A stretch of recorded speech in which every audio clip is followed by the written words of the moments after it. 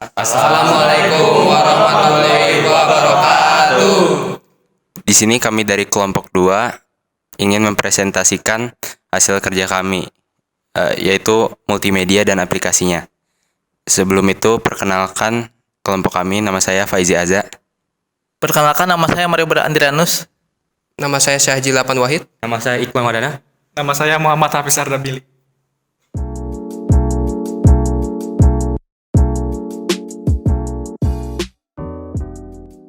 Pertama, saya akan memulai menjelaskan tentang materi multimedia dan aplikasinya.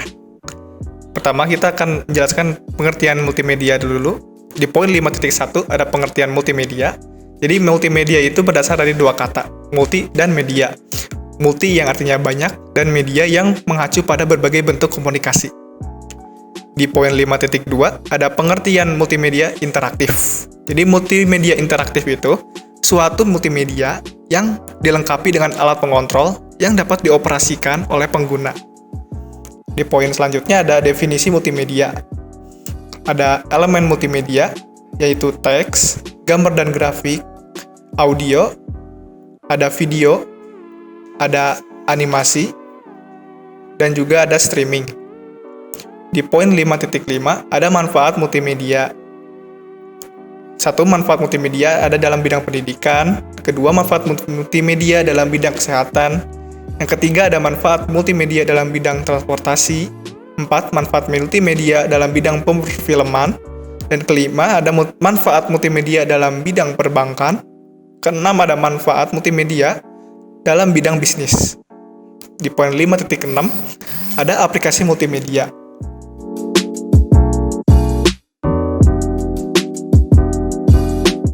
Yang pertama, di poin 5.7 ada Adobe Photoshop.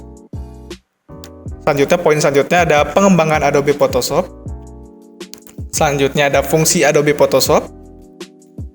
Ada kelebihan Photoshop, seperti hasil akhir dari proses editing gambar yang dilakukan bisa dikatakan sangat memuaskan. Ada kekurangannya juga, seperti update ada tapi masih banyak bug. Selanjutnya ada tools dari Adobe Photoshop. Yang pertama ada Move Tool, kedua ada Marquee Tool, yang ketiga ada Lasso Tool, keempat ada Quick Selection Tool dan Magic Wand Tool, kelima ada Crop Tool dan Slice Tool, keenam ada Eyedrop Tool, ketujuh ada Brush Tool, kedelapan ada Spot Healing Brush Tool, ke-9 ada Eraser Tool, ke-10 ada Gradient Tool, ya. Ke-11 ada Shape Tool, ke-12 ada Pen Tool, ke-13 ada Direct Selection Tool, ke-14 ada Blur Tool, ke-15 ada Type Tool.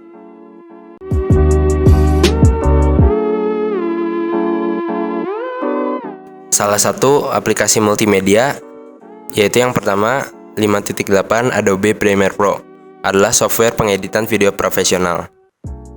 5.8.1 Sejarah Adobe Premiere Pro. Adobe merilis versi awal Premiere Pro dengan nama Adobe Premiere 1.0 dengan platform OS yang hanya bisa digunakan untuk Mac saja. Saat itu tidak banyak perangkat lunak pengeditan yang tersedia. 5.8.2 Kelebihan Adobe Premiere Pro. Kelebihan utamanya adalah interface software ini yang mudah dipahami. 5.8.3 Fungsi Adobe Premiere Pro. Sejumlah fungsi yang dimiliki Adobe Premiere Pro antara lain pengeditan video profesional, 2. Kompatibilitas format video, 3. Pengelolaan proyek yang efisien, 4. Penggunaan multikamera, 5. Penyesuaian warna yang presisi, 6. Animasi dan efek khusus, 7. Penggunaan audio profesional. Selanjutnya, 5.8.4 Fitur Adobe Premiere Pro memiliki fitur-fitur penting antara lain. Yang pertama di sini color grading adalah proses mengubah visual tone atau nuansa visual pada foto maupun video. Yang kedua, scene edit selection. Fitur ini memungkinkan pengguna melakukan pengeditan cuplikan video secara otomatis. Yang ketiga audio asset adalah library berisikan aset audio yang free royalty dan bisa digunakan untuk pembuatan video apapun itu. Yang terakhir, keempat adalah di sini Adobe Premiere Pro Production, yang bisa dibilang merupakan semacam hub atau untuk kolaborasi dengan production. Workflow pun akan jadi lebih enak dan pekerjaan yang mengharuskan adanya kolaborasi jadi lebih mudah.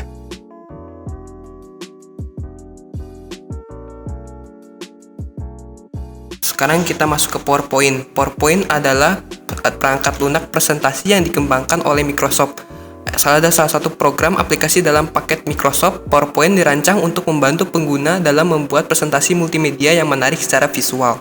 Dengan menggunakan PowerPoint, pengguna dapat membuat slideshow yang terdiri dari serangkaian slide yang berisi teks, gambar, grafik, audio, video, dan elemen multimedia lainnya. Sejarah PowerPoint. Microsoft PowerPoint pertama kali dikembangkan oleh Bob Gaskin dan Dennis Austin. Saat itu, Microsoft PowerPoint digunakan sebagai presenter untuk Fortran Entertainment, tetapi kemudian diubah namanya menjadi PowerPoint.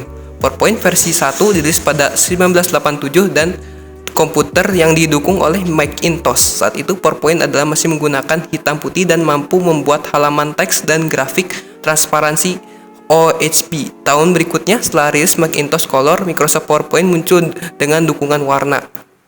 Fungsi PowerPoint. Microsoft PowerPoint memiliki berbagai fungsi yang dirancang untuk membantu pengguna membuat presentasi yang menarik dan efektif. Beberapa fungsi utama PowerPoint meliputi pembuatan slide, templating dan desain, animasi dan transisi, grafik dan diagram, elemen multimedia, pengaturan tata letak, pelacakan perubahan, pengaturan animasi maju, rekaman suara komentar, pilihan penyimpanan dan berbagi, mode presenter, integrasi dengan aplikasi Microsoft Office lainnya.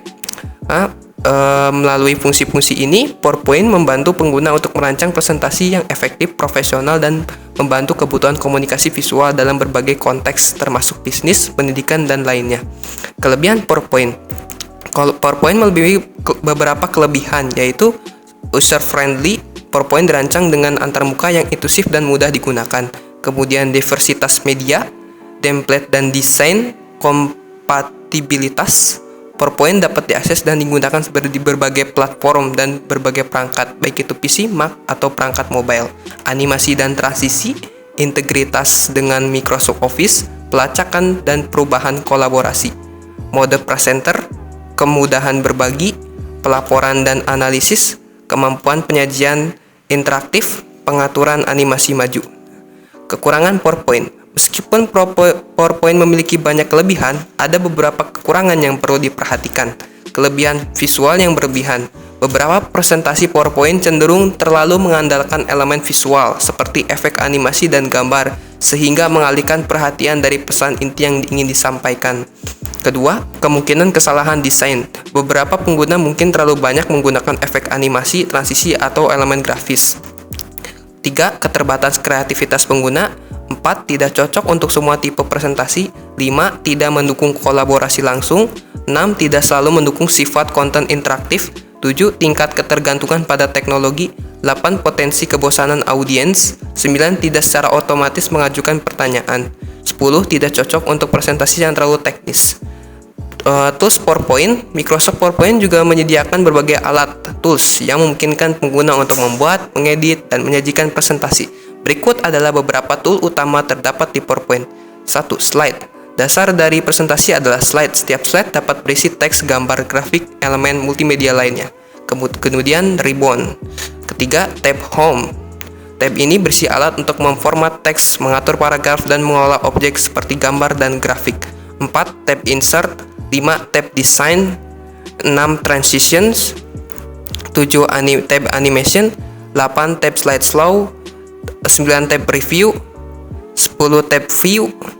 11. Tab slide shorter view. 12. Notch page view. 13. Slide master. 14. Format painter. 15. Outline view. 16. Smart art. 17. Table tool. 18. Equation editor. 19. Chart tool.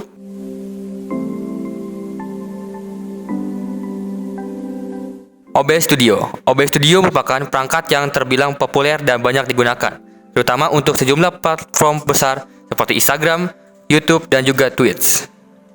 Pengembangan OBS Studio. Fungsi OBS Studio. Kelebihan OBS Studio. 1. Cross-platform. 2. Berbasis open source. 3. Fitur yang kuat. 4. Modularitas. Kekurangan OBS Studio. 1. Antarmuka. 2. Ketergantungan. Tools OBS Studio. 1. Scenes. 2. Source. 3. Audio Mixer. 4. Transistor. 5. Plugins. 6. Studio Mode. 7. Multi-view. 8. Virtual Camera. 9. Hotkeys. 10. Recording.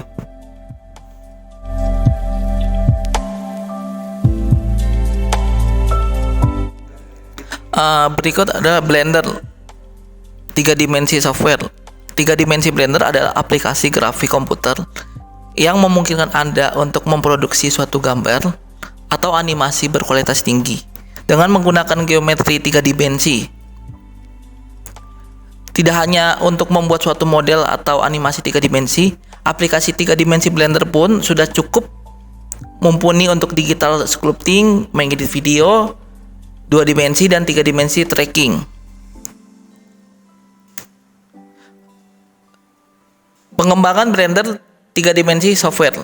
Pada awalnya, 3 dimensi Blender dikembangkan sebagai alat produksi dalam lingkungan internal perusahaan animasi Belanda bernama Neo Geo. Perusahaan ini didirikan oleh Ton Roosendaal yang juga merupakan pengembang utama 3 dimensi Blender. Pada akhir tahun 1990, Neo Geo mulai memberikan 3 dimensi Blender sebagai aplikasi yang bisa diunduh dari situs mereka. Kemudian perlahan-lahan muncul ketertarikan pengguna di luar Neo Geo terhadap aplikasi ini.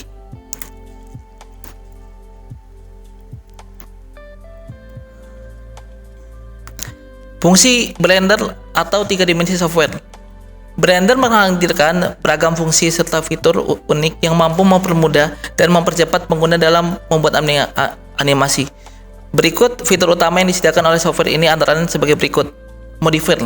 Modifier merupakan operasi otomatis yang mempengaruhi objek secara non-deskriptif. Yang kedua adalah seamless sculpting. Dengan digital sculpting, pengguna diberikan kekuatan dan fleksibilitas yang mereka butuhkan pada berbagai tahap jalur produksi digital. Yang ketiga adalah animation, yang keempat motion tracking, kelima scripting, dan yang keenam ada interface. Berikut kelebihan Blender. Blender memiliki beberapa kelebihan sebagai berikut. Yang pertama, software berbasis sumber terbuka. Yang kedua, open source. Yang ketiga, memiliki fitur lengkap. Keempat, multi-platform. Dan yang kelima, update. Dan berikut ini adalah kekurangan Blender. Blender memiliki beberapa kekurangan sebagai berikut. Yang pertama adalah antarmuka pengguna sulit dipahami. Dan yang kedua, alat yang tidak lengkap.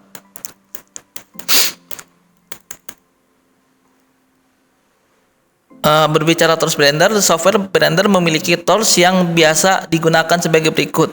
Yang pertama adalah viewport, yang kedua toolbar, yang ketiga adalah properties panel, yang keempat adalah outliner, kelima adalah mesh modeling, yang keenam adalah sculpting, ketujuh mapping,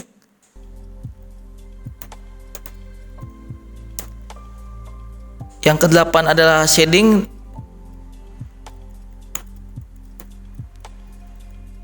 kesembilan keyframe animation, dan yang kesepuluh lighting. Dan ini yang terakhir adalah daftar pusaka, di mana ini merupakan sumber-sumber yang kita ambil untuk memenuhi seluruh materi pembelajaran tentang multimedia dan aplikasinya.